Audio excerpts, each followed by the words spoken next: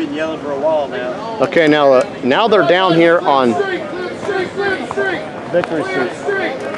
So, That's a good time. meanwhile, Black Lives Matter's down at the Capitol. Now they're going down Victory Street. I don't know. They're meandering down the state capitol.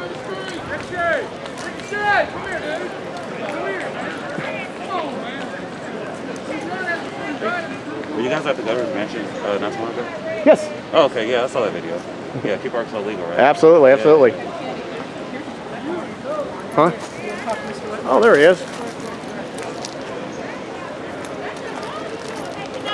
Did you have to be Dan Whitmore? Dan Whitfield, sir. Whitfield. Yes, sir. You're candidate for U.S. Senate. Yes, sir. I'm running against Tom Cotton. Tom Cotton. I heard about that. Are you getting signatures to be on the ballot, or? So, we're in a legal battle right now for ballot access.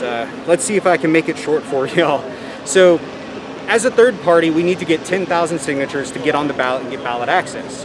The Libertarian Party and the Green Party have a 90-day window in which they can choose, and they got their signatures last, I believe they turned them in last October. So when they turned them in last October, they were done with the process and bought their ballot access. They paid canvassers $55,000 to get their signatures. Yes, Ricky Lattimore. Lattimore or Whitmore? Harrington. I'm sorry. So as an independent, I had a fixed 90-day window from February 1st until May 1st. On March 13th, when COVID started to get bad here in Arkansas, our Governor Asa Hutchinson issued a state of emergency, and through orders of the state severely burdened our signature collection efforts. So we lost about 60% of our collection time, and I was only able to get 65% of the signatures. So we asked Asa Hutchinson to give us an extension due to COVID-19, or reduce the signature amount, or allow us to do digital signature collection. He ignored our letter, so we sent it to John Thurston, the Secretary of State. He claimed he did not have the authority to help us. So we sued the Secretary of State, John Thurston, for ballot access due to COVID-19 severely burdening our signature collection efforts.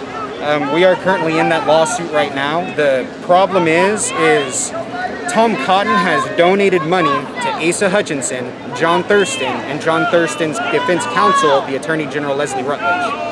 So the three people we're going against trying to keep us off the ballot have taken money from Tom Cotton, and that's where we're at right now. So we're still in the legal process. Soon it'll be done in the 8th Circuit courts, and we should know whether or not we have ballot access by at latest the end of September. But I'm very confident in our case. We will win it. Now, are you overall like a Democrat, a Libertarian, a Green? I'm a straight independent, sir. I believe that representatives should answer to their constituents and not a political party. In that way, our representatives can represent us and not their political party's desires. I see. Now, the Democrat, the guy the Democrat noted, his name is Josh Mahoney. Yes. I was actually at his kickoff campaign. They basically, I don't know, he kind of dropped off the radar. He maybe on a milk carton somewhere. What happened was he was allegedly pocketing donations from his 2018 campaign against Steve Womack. Now, the GOP found out about this, not this last May, but the May before, more than a year ago. They held on to that information until 1 hour after the filing deadline, then issued a press release stating that they were suing the Josh Mahoney campaign for fraudulent FEC filings, and 1 hour later, he dropped out of the race, and then they decided not to sue him. So they have basically blackmailed him out after the deadline, so there is no Democrat in the race. And there was something else about him not having a job or being qualified. Have you ever run for office, or what are some of the things that you've done before that would? Honestly, sir, I'm a regular, hard-working Arkansan. I work at JB Hunt in engineering technology during the week, and for the last 5 years on the weekends, I've been delivering pizzas for Domino's. Oh. I was a cable guy for many years, so I've been in thousands of people's houses. I've listened to their problems, and I understand a lot of the struggles that we're going through as Arkansans every day that our representatives just really don't understand. I see. So I'm really trying to be a representative for the people.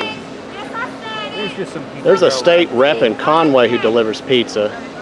Really? Yeah, it's he has a twin brother here, Meeks, Stephen Meeks, really? I think. You get to meet a lot of members in your community real quick. Where are you from, by the way? Northwest Arkansas? Yes, sir, up in Bella Vista. Okay, that's what I thought you were. Okay. Let's see here. And are you with the Black Lives Matter group, or with the Support the Statue group? Or? I came with the Black Lives Matter group. I definitely support removing Confederate statues that were put into place as symbols of oppression Most of these were mass produced in the 1920s and put into place just to instill fear. They weren't put there to represent specific Confederate soldiers or anything like that. They were put there as symbols of fear. We should have some statues, of course, but the Confederate statues that need to stay are the ones that were actually built during the Confederacy, before the Civil War, that are actual historic pieces. And unfortunately, these ones just aren't. They're privately owned by, is it the Dixie Daughters of the Confederate or something like that? And it's their private property, and they should move their private property onto private property and off public property. And that's just my opinion, and we're all welcome to our opinions. The BLM movement, they didn't come here to tear down the statue like what a lot of people thought. They came out here to protest and express their constitutional rights. There is a legal way to go about moving this, and if they really are ready to seriously move this statue, then they will pursue the legal means to have it done. You see. But they're not going to come and tear down this statue. The Kip Brown, I think he threatened to do so and shoot anybody who said they would stop him, but apparently that didn't happen, as we saw earlier. I honestly have no idea about that, sir. But when I spoke to Kip earlier this afternoon, he wasn't expressing any kind of violence. He wasn't expressing any kind of hatred or racism. He was just expressing his concern to come out here and express his constitutional rights. So what do you think about what he shouted at all these people and said, you're the minority now? Like, do you think that's racist?